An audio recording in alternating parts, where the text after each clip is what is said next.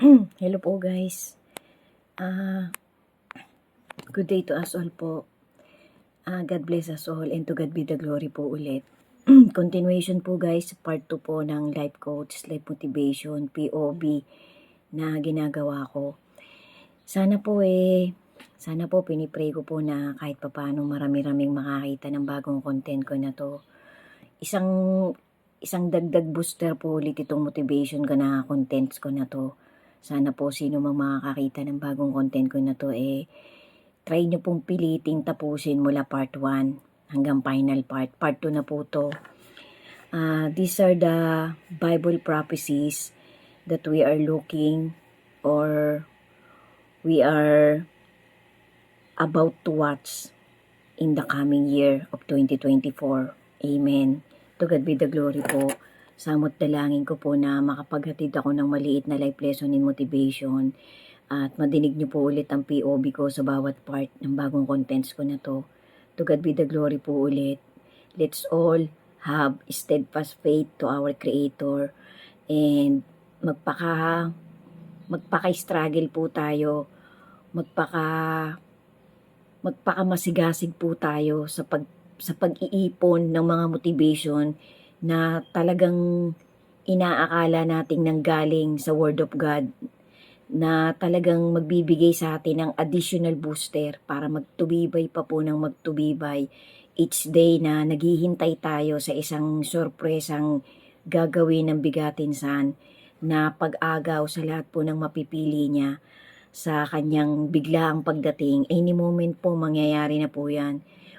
Muli po, again and again po sa bawat content ko, in as much as possible na maisisingit ko po, try nyo pong pilitin na pasadahan ng profile ko. Kung sino pa pong hindi nakakakita ng mga life motivation ginagawa ko, ini-invite ko po sana po magkaroon kayo ng maliit na time na tapusin nyo po ang bawat content ko na life coach, life motivation, lalong-lalo na po yung 1 month ago, more than 1 month ago ko pong nagawa na crystal clear.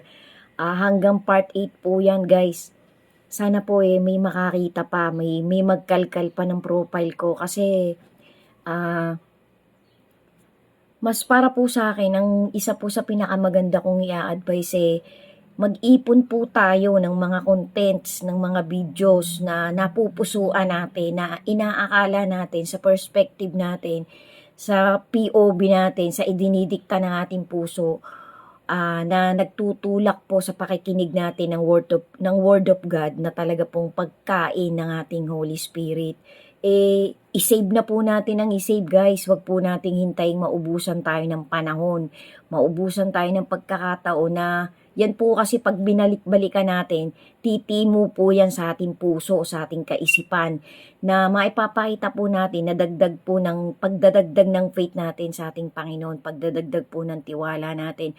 Basta inaakala po nating pagkain niya ng ating Holy Spirit na ibinigay sa atin ng ating Panginoon. I-save po natin guys, i-save po natin, i-share po natin, ipakita po natin, ipabasa po natin sa mga mahahalagang tao ng ating buhay. Kasi po wag po nating hintayin bigla na lang may dumating na kakaiba dito sa mundong ginagalawan natin. Kasi baka po tayo maubusan ng oras. Hindi po natin alam guys. Ang mga mangyayari po ay propesiya na talagang nakatakdang mangyari any moment.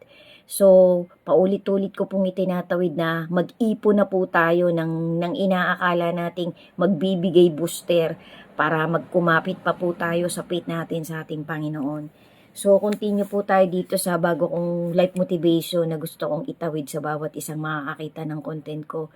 Sana po pagbigyan ako ng platform na to na maiikot niya ang bawat content ko, na marami pang makakita, na marami pa akong matawiran na tao kahit papano, mahipo ko po ang kanyang puso't kaisipan na siya mas magtiwala pa talaga sa mga pangako ng ating Creator at ng kanyang bugtong na anak. Amen. To God be the glory po ulit. Ingat po tayo. God bless us all po. So, number 2 po, nasabi ko na po yung 1. These are the most important things that we look forward to watch in 2024. Number 2 po increase in global unrest some interpretations of biblical prophecies, particularly those found in passages of our Lord Jesus, of our Creator, love letter to humanity, like we see these prophecies in Matthew 24 and Revelations, suggest that there will be increase in global unrest and upheaval. So, kaabang-abang po yan, guys. Maging alerto po tayo. Lagi ko pong dinadagdag sa mga content ko. Maging alerto po tayo. So, number 3 po, many point to wars and rumors of wars and societal turbulence as signs of the end times. So, kung babalikan po natin yung, uulit-ulitin po natin basahin yung Matthew 24, Mark 13, Lucas 21, Daniel, Isaiah, may mga mahalagang part po dyan, lalong-lalo na po sa Revelation.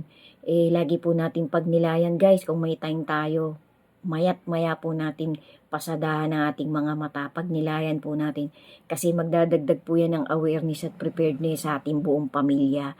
Sa inaakala po nating talagang magdadagdag booster sa ating faith, sa ating Creator, para maging ready po tayo sa papalapit na bigla ang pag-agaw dun po sa rapture o snatching na gagawin ng bigatin san. Amen. So number 4 po, technological advancement and surveillance, certain interpretations of biblical passages, especially those related to the mark of the beast in Revelation 13, connect advancement in technology and global surveillance to end times. Scenarios, discussions about the integration of technology into various aspects of life may be viewed through as a sign. Environmental concerns and natural disasters. Environmental concerns and natural disasters are indicative sign of the end times. Passages in the Bible such as Matthew 24. Diretso po natin, guys. Ayaw ko na pong magbigay nung specific lang na ano. Basta pag nagbigay po ako ng verse ng Holy Scripture, idiretso nyo na lang po yung pagbabasa. Matthew 24 mention earthquakes, famines, pestilences are signs of the last days. Ito pa po yung additional important or vital verses na pwede nating pasadahan to add booster to our faith, to our Creator, and to His begotten Son. Exodus 20 verse 16 to 17, vital po yan. John 8 verse 44, Revelation 21, idiretso nyo po. All those will be in hell, yun po yung ini-imply ng Revelation 21.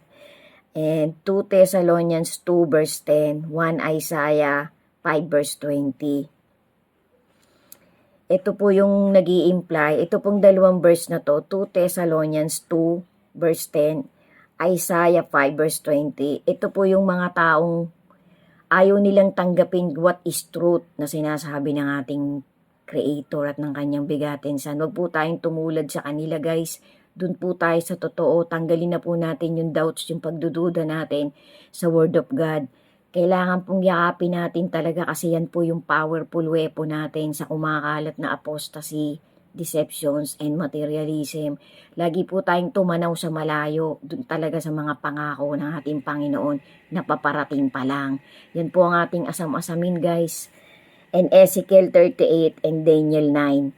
Those are most vital verses na makikita po talaga natin sa love letter ng ating Panginoon. Sundan nyo pa po. Maraming salamat po sa lahat ng magtatry magtapos ng bagong life motivation ko na to, na contents ko na to. To God be the glory po. God bless us all. And always have faith to our Creator and to His begotten Son. Amen. Good luck to us all po. Happy holidays. Sundan nyo pa po yung kasunod. Maraming salamat po. Always have strong faith to our Creator. Amen.